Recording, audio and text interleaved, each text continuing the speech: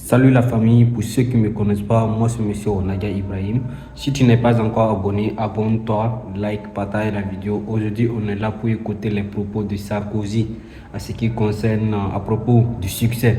Donc c'est très important, on a besoin de conseils, Donc n'hésite pas à regarder la vidéo et écoutez bien tous les conseils, c'est très important. Moi, Zemdi, il a dit quelque chose qui m'a plu, mais après la vidéo, on va essayer de décortiquer. J'ai toujours dit dans mes vidéos, l'échec n'existe pas. Prenez l'échec étant comme une source d'apprentissage. Donc, si tu n'es pas encore abonné, abonne-toi pour ne rien rater. Je vais vous laisser regarder la vidéo. Ciao.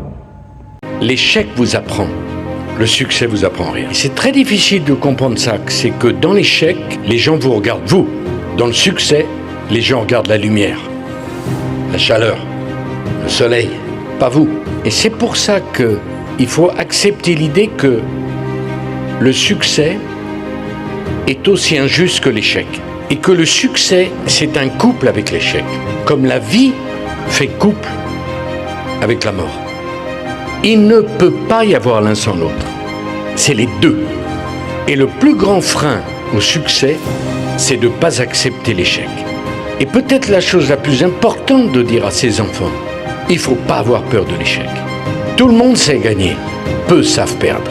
Et la force, elle est dans la capacité à savoir perdre, à l'accepter et à rebondir. J'ai été élevé par ma mère, où personne ne nous connaissait. Même dans notre immeuble, on ne savait pas qui on était. Et j'ai compris assez rapidement que j'étais né sur une toute petite rivière, avec une petite canne à pêche, pour pêcher des tout petits poissons. Et je me suis dit, il faut vraiment que je m'en sorte là. Sinon, ça va être long. Donc, je rêvais pas d'être président de la République. Je rêvais d'avoir un destin, d'avoir une vie en grand. Et surtout, la seule chose qui me faisait peur, c'était de m'ennuyer. Et tout de suite, je me suis demandé, mais comment on peut faire pour sortir du cadre qui était tellement petit, tellement contraint. La première réunion politique auquel j'ai participé en 1974, ils m'ont même pas laissé entrer dans la salle. Il n'y avait plus de place. C'est vous dire que j'avais aucune relation, je connaissais même pas le gardien du parking. Et bon, assez rapidement, j'ai compris que si on voulait réussir quelque chose, il fallait d'abord compter sur soi.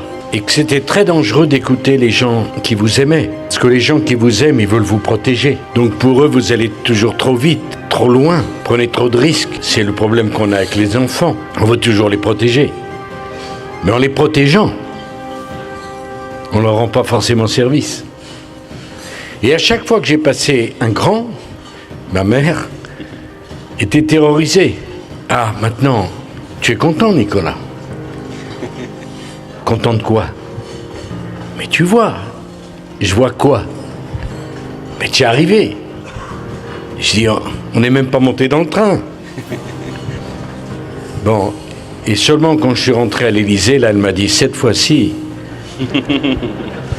t'es tranquille? Non, je vais être président de l'Europe, et puis je vais être président du G20. Et voilà, donc, j'avais une force en moi, qui est peut-être la chose la plus importante dans la vie. Il vaut mieux naître dans une 2 chevaux d'occasion avec le réservoir plein que dans une Ferrari flambant neuve avec le réservoir vide. C'est l'énergie qui est à la base de tout. C'est la force qui est à la base de tout. Tout le reste, c'est de la blague. J'en connais des gens talentueux, beaucoup plus de talent que moi, qui sont restés sur le quai de la gare, à se regarder. Et donc oui, ça m'a pris tôt quand même. Doit-on, justement par rapport à cela, est-ce qu'il y a une limite à l'ambition? Non. Bon, vous savez, je pense que la vie, ses surprises, bonnes ou mauvaises, s'occupera de rogner vos ambitions et celles de vos enfants. Ne les rognez pas vous-même. Il faut rêver en grand, pas en petit. Mais la seule chose qui compte, c'est d'être prêt à payer le prix de ses ambitions. Si vous avez de grandes ambitions, il faut payer fort. Si vous n'en avez pas, vous payez moins fort. Mais personne n'a le droit de vous limiter théoriquement vos rêves. Vous savez, les mêmes qui vous disent c'est trop tôt seront les premiers qui vous diront c'est trop tard. Non, faut tout casser. Il faut aller au bout Et après, la vie vous donnera le résultat. Mais quand on s'engage, quand on travaille, on n'a pas tout, mais on a beaucoup. Et au fond, la vie, c'est rêver quand on est jeune et passer sa vie d'adulte à réaliser les rêves de jeunes. Parce que si on continue à rêver, alors on aura du mal à les réaliser. Et tout est possible. Et je suis la preuve vivante que tout est possible. J'ai pas fait l'ENA, je connaissais personne, et j'y suis arrivé. Et ça, c'est vraiment une question de détermination. Pardon, vous êtes vraiment gentil, mais pour monter vos entreprises, c'est exactement la même chose. Tout le monde rêve d'avoir sa boîte, de monter son entreprise, de progresser. Tout le monde croit le vouloir, mais il y a ceux qui le veulent vraiment. Et ceux qui le veulent vraiment, personne ne peut les arrêter. Et la difficulté de la vie, c'est qu'on confond souvent velléité et volonté. Et ça, c'est un grand problème. J'ai écrit des livres et parfois dans les dîners, j'ai rencontré quelqu'un qui me dit « Ah, vous savez, si j'avais le temps, je ferais comme vous un livre. » Imbécile. Il croit que c'est une question de temps. C'est comme... on me dit « Moi, j'ai pas le temps de faire du sport. » Ça n'existe pas, ça. Si faire du sport, c'est une priorité, vous faites du sport, point. Tout est une question de volonté. Et on habille la velléité derrière des prétextes. Mais face aux gens déterminés, il n'y a pas un mur qui empêche de réussir. C'est nous qui fixons nos propres frontières. Il y a 2 champions olympiques ici, ils savent parfaitement de quoi je parle. Il y a des chefs d'entreprise ici, c'est la même chose. C'est toujours la même chose. La force de celui qui construit est plus grande que l'immensité du nombre de ceux qui veulent empêcher de construire. Bon, si vous voulez que je sois plus clair, la démocratie française, c'est un truc bizarre maintenant. Tout le monde peut dire non, personne ne peut dire oui. Vous savez, c'est difficile de dire pourquoi. Pourquoi vous aimez votre femme? Pourquoi vous aimez votre mari? Pourquoi vous aimez la glace café? Ça n'a aucune importance le pourquoi. La seule chose qui compte, c'est le fait. Je pourrais vous expliquer de 1 million de façons pourquoi j'ai aimé faire de la politique. Le million sera vrai, mais le pourquoi ne compte pas par rapport au fait que j'ai fait de la politique. Et ça, c'est très important dans la vie. Quand vous vous retournez, les seules choses qui comptent, c'est ce que vous avez fait, pas ce que vous auriez aimé faire, y compris dans la vie privée. Et donc, c'est plutôt la politique qui m'a choisi que moi qui ai choisi la politique. Moi, j'aime les gens, j'aime le contact, j'aime échanger, j'aime entraîner. Et sans doute que j'ai pensé à l'époque que c'était le seul endroit où on pouvait avoir une vie épique. Moi, je pense qu'un chef, un leader, il se met à la tête des troupes. Et il fonce, et il construit, et il bâtit, comme un chef d'entreprise. Et c'est d'ailleurs toute la difficulté du leadership, c'est que le leader doit avoir raison avant les autres. Il doit accepter la solitude d'avoir raison avant les autres.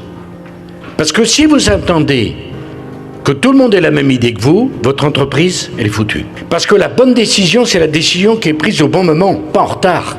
Et le consensus, c'est la pire des escroqueries. Parce que si vous attendez le consensus pour prendre une décision, c'est trop tard. Et si tout le monde est d'accord avec ce que vous proposez, c'est suspect. Et si d'ailleurs vous avez que des amis et pas d'ennemis, c'est que vous n'avez pas d'amis. L'échec vous apprend. Le succès vous apprend rien. Et c'est très difficile de comprendre ça, c'est que dans l'échec, les gens vous regardent vous. Dans le succès, les gens regardent la lumière, la chaleur, le soleil, pas vous. Et c'est pour ça qu'il faut accepter l'idée que le succès est aussi injuste que l'échec. Et que le succès, c'est un couple avec l'échec. Comme la vie fait couple avec la mort. Il ne peut pas y avoir l'un sans l'autre. C'est les deux. Et le plus grand frein au succès, c'est de ne pas accepter l'échec. Et peut-être la chose la plus importante de dire à ses enfants, il ne faut pas avoir peur de l'échec. Tout le monde sait gagner, peu savent perdre. Et la force, elle est dans la capacité à savoir perdre, à l'accepter et à rebondir. Bon, moi j'ai eu des relations compliquées avec Chirac. Je l'ai adoré. Vraiment, on s'est battu fort. Hein. Je parle pas de Chirac malade, hein. Je parle de Chirac, l'acteur, là. En forme. Quand j'arrive à l'Élysée, Chirac est un peu perdu. Je vois bien que c'est la fin pour lui. qu'il est triste. Je le ramène à sa voiture. Je prends un long moment dans la passation. Et je vais même vous dire quelque chose. J'ai connu Chirac, j'avais 18 ans. Je l'ai vu des milliers de fois. Il m'a demandé des centaines de fois de le tutoyer. Je ne l'ai jamais tutoyé. J'arrive à l'Élysée pour prendre sa place. En bas de l'escalier qui monte au bureau du président, j'ai dit, tu te souviens, Jacques? Il me dit, ah, enfin tu me tutoies. J'ai dit, écoute-moi, je m'étais juré que je te tutoierais le jour où je serais ton égal. Pas avant. Et je lui ai dit, tu te souviens, juillet 1975, on est en 2007. Il me dit, tu penses que je m'en souviens? C'est la première fois que j'ai rencontré.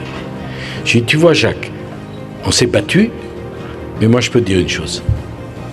Sans toi, je ne serais pas là. Et ça, je ne l'ai jamais oublié. J'ai raccompagné à sa voiture, et personne ne le sait, mais dès le lendemain, je l'ai appelé pour le voir. Alors comparons. Quand le président normal vient me succéder,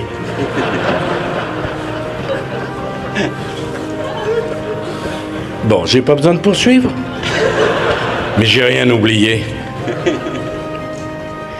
Parce que savoir perdre,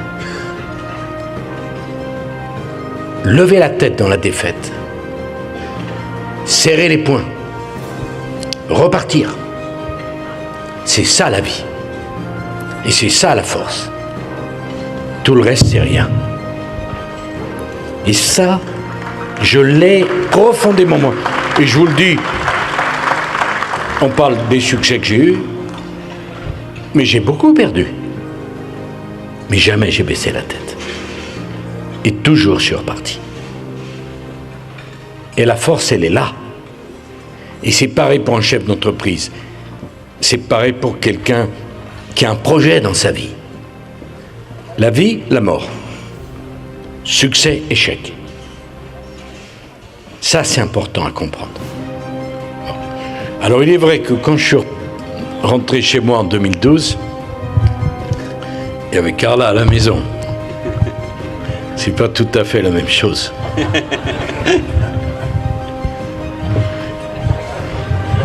Non, je compare pas, hein, personne.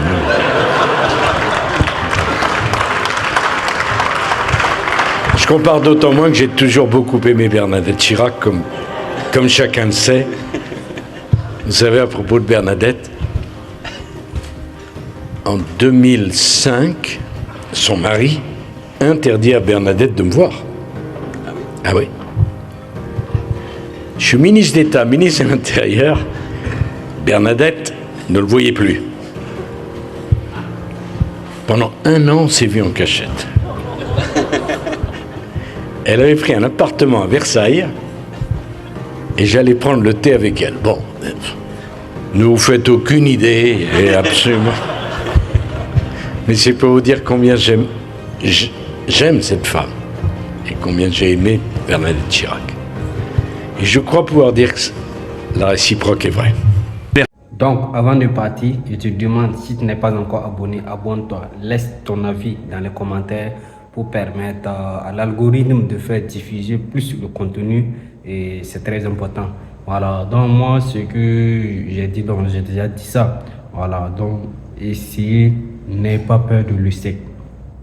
N'ayez pas peur de l'échec. Prenez l'échec comme étant une leçon. Voilà. Mais si tu prends l'échec étant comme quelque chose, donc tu ne peux pas avancer. C'est très important, c'est très très important. Ne négligez pas les conseils, ne prenez pas l'échec. Bien vrai, l'échec ça fait mal, mais c'est une source d'apprentissage. Il n'y a aucun, je dis aucun grand leader, aucun leader dans ce monde qui va dire qu'il a réussi sans échouer. Ça n'existe pas. S'il y en a, dites-le moi dans les commentaires.